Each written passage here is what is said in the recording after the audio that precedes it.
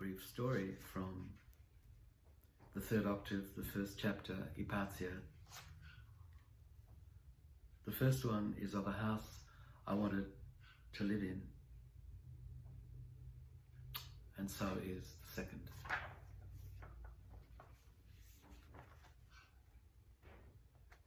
Verse 3.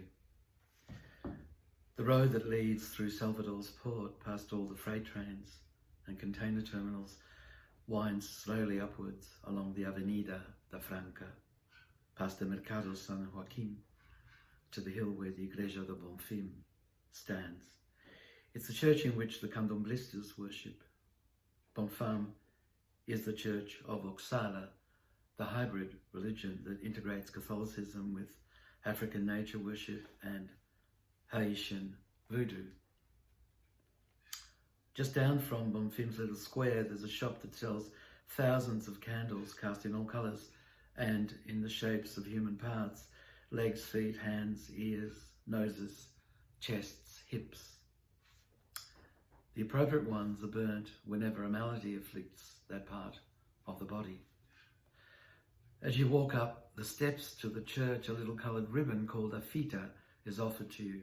It's to be tied around your wrist, and for a small donation, you can make 3 wishes that will come true by the time the ribbon wears out and falls off. Cutting it off for any reason is said to bring bad luck.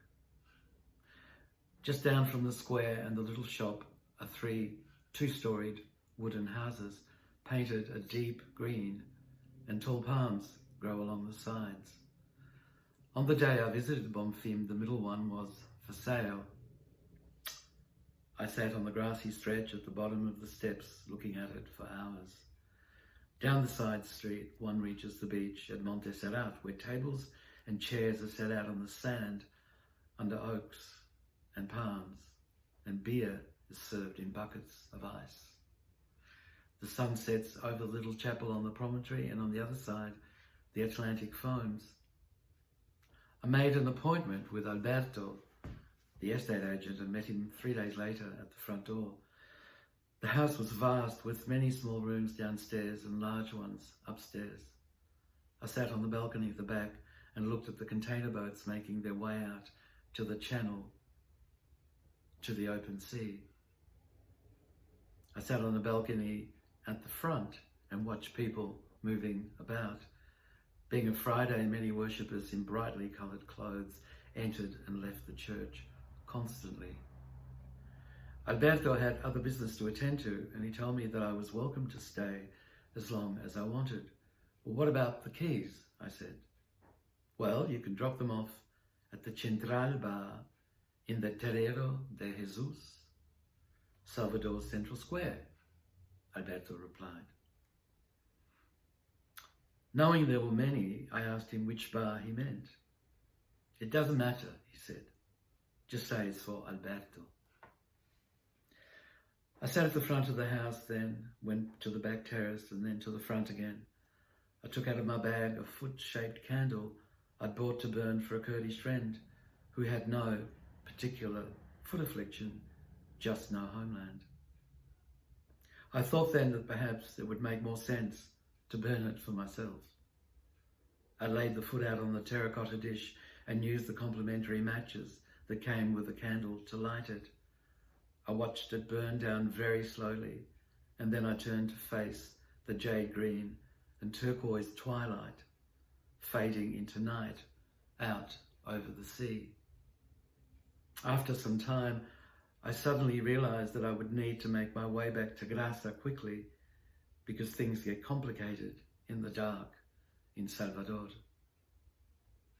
I turned to blow the candle out, but the evening breeze had already done that, leaving a contorted and misshapen pale green foot inside the terracotta dish.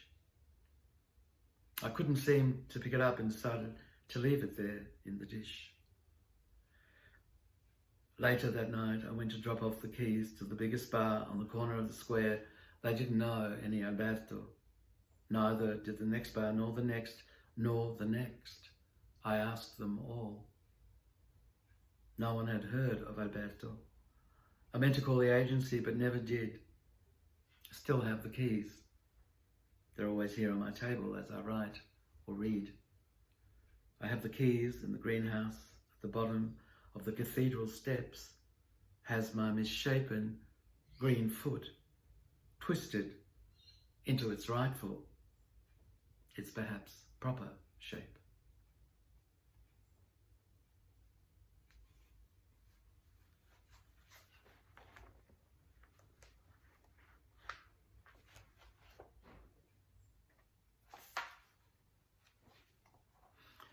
So I'm reading you verse 3 from the first chapter of the third octave, ipazia.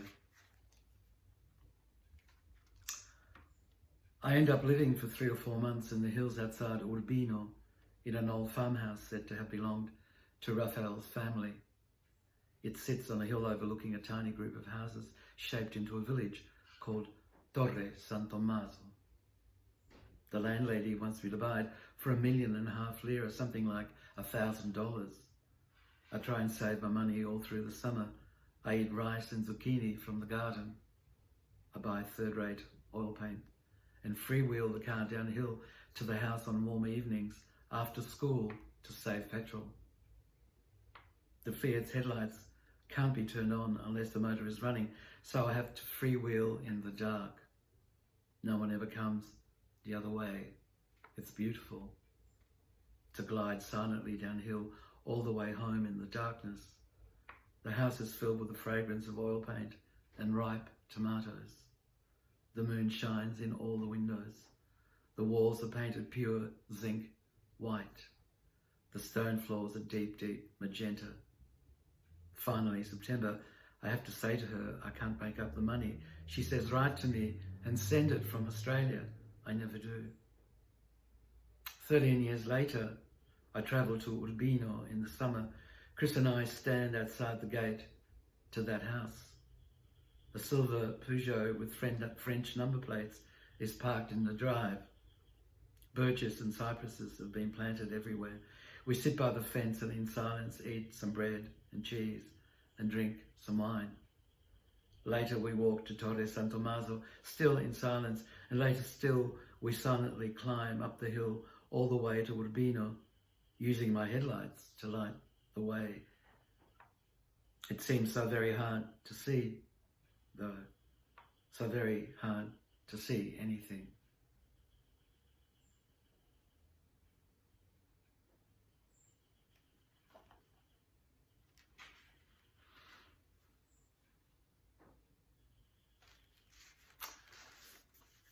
Thank you for listening to these stories once again. I'm re-exploring who I was at the time I wrote them, and also at the time where some of these things happened. And it's a great privilege for me to do so while recounting them to you. Tomorrow, the third octave, second chapter, Armilla. Keynote is me. Colour is yellow.